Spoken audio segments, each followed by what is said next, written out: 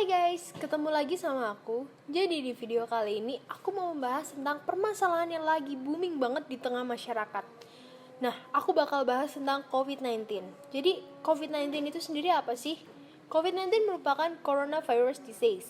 Nah, ini merupakan salah satu spesies virus baru karena baru ditemukan pada akhir tahun 2019, tepatnya di kota Wuhan, China. Menurut sumber informasi yang aku dapetin, emang ternyata China, khususnya kota Wuhan itu sendiri, itu terkenal dengan lingkungan sanitasi yang cukup buruk sehingga memungkinkan untuk virus mudah berkembang biak dan menjangkiti manusia. Virus ini dapat terinfeksi lewat bersin, batuk, ataupun komunikasi jarak pendek dan disertai dengan sentuhan fisik. Dilansir dari CNN Indonesia, secara global sudah ada 720.000 kasus tentang coronavirus ini dan 33.000 diantaranya itu meninggal dunia.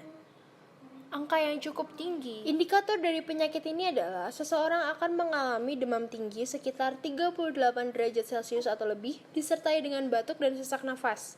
Karena pada dasarnya penyakit ini menjangkit bagian paru-paru manusia. Nah, pemerintah sampai sejauh ini sudah mengupayakan cara terbaik untuk menanggulangi kasus ini agar coronavirus tidak menyebar secara lebih luas lagi. Namun diperlukan pula dukungan dari masyarakat. Jadi sebagai masyarakat apa aja sih kira-kira yang bisa kita lakukan untuk menanggulangi coronavirus ini?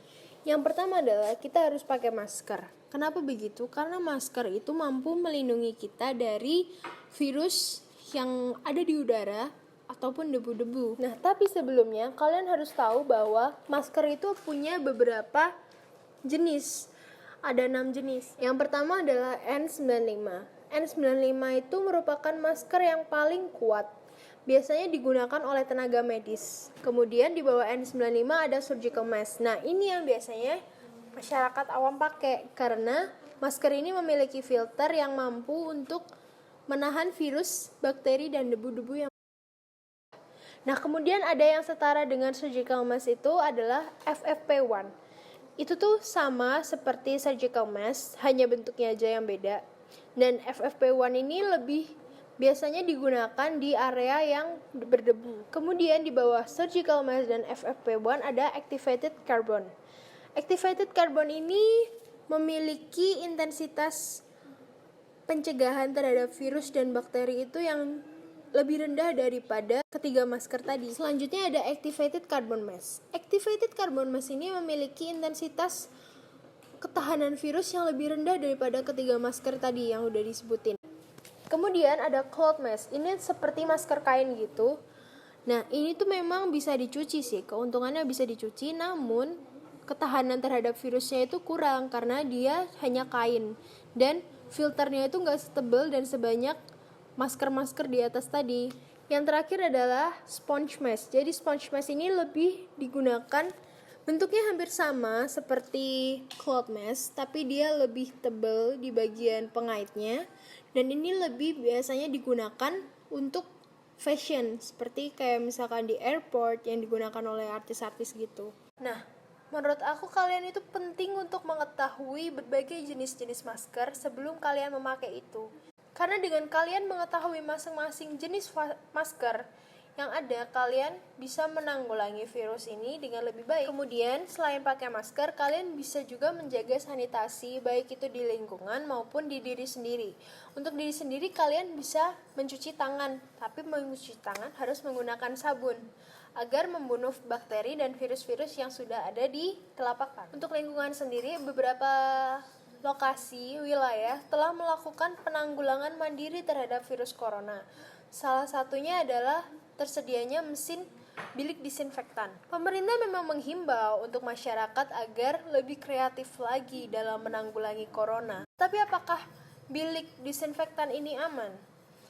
WHO menyatakan bahwa penyemprotan alkohol dan klorin ke seluruh tubuh tidak akan menghilangkan virus yang telah masuk. Malah, penyemprotan tersebut bisa menjadi sarang virus baru dan membahayakan bagi individu yang terkena semprotan tersebut. Karena apa? Karena sebenarnya belum ada standarisasi mengenai bilik disinfektan ini sendiri, mengenai bagaimana arah semprotannya, bagaimana durasi penyemprotannya, lalu bagaimana zat dan dosisnya di dalam disinfektan tersebut, itu belum ada standarisasi. Nah, apabila disinfektan disemprotkan secara berlebih akan menyebabkan kerusakan kulit dan menyebabkan baju menjadi lembab. Wilayah lembab itu sangat memungkinkan untuk virus lebih cepat berkembang biaknya. Dan yang menjadi pertanyaan sampai sejauh ini adalah apakah bilik tersebut aman? Karena di dalam bilik tersebut dimasuki oleh banyak orang dan memungkinkan untuk terjadinya penyebaran virus melalui media baru, yaitu bilik tersebut. Jadi intinya adalah kita sebagai masyarakat itu perlu peduli sekali dengan penanggulangan virus corona. Karena dengan upaya kecil yang kita lakukan aja, itu bisa membantu untuk menanggulangi penyebaran virus corona dan mendukung upaya pemerintah dalam mengatasi krisis ini. Masyarakat perlu bekerja sama dan mendukung upaya pemerintah dalam menanggulangi virus corona. Taatilah peraturan yang telah dianjurkan oleh pemerintah untuk social distancing, menjaga sanitasi, dan lain-lain, serta memikirkan bagaimana kesehatan untuk diri sendiri dan orang lain. Sekian, terima kasih.